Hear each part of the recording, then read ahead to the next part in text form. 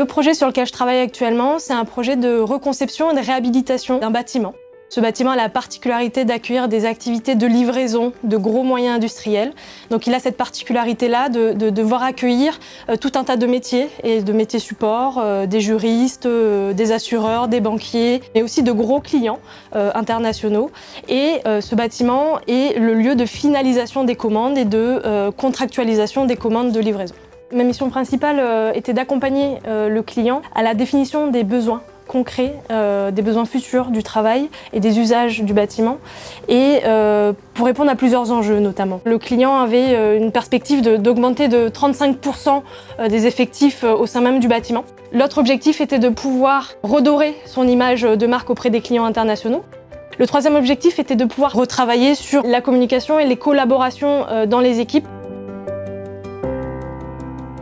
Donc déjà, on fait un premier repérage pour comprendre un peu les agencements et les problématiques qu'il peut y avoir. On va regarder comment les bureaux et chacun des métiers sont positionnés les uns par rapport aux autres. On va regarder les problématiques qu'il peut y avoir en termes de flux de personnes, de flux de dossiers, parce qu'on avait une problématique de flux de dossiers qui devait être confidentiel, qui ne se retraduisait pas au travers des espaces. C'était important de comprendre aussi les flux globaux et généraux du site. On avait des métiers qui étaient un peu éparpillés partout au niveau des différents bâtiments et ils devaient se retrouver dans ce bâtiment-là pour réaliser l'activité finale de livraison. Donc il fallait vraiment comprendre les interactions entre les différents espaces. L'idée, c'est de bien comprendre les problématiques actuelles pour transformer et améliorer les situations de travail de tout à chacun. Ces observations ont dû être complétées par d'autres observations de personnes en situation réelle de travail, mais aussi on a réalisé des entretiens avec les personnes pour bien comprendre les modalités de fonctionnement. Et donc du coup, à travers les échanges, on a pu récupérer tout un tas d'informations de la manière dont ils collaboraient entre eux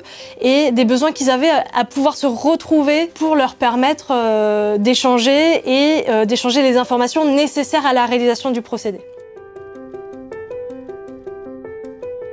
Après la phase d'observation des situations de travail, on prend un temps au bureau, ce qui nous permet de prendre du recul par rapport à ce qu'on a observé et surtout de créer des liens entre les différentes observations et les différentes données qu'on a pu récolter sur le terrain. Ça va nous permettre de problématiser et de commencer à réfléchir à des pistes de travail et des axes d'amélioration.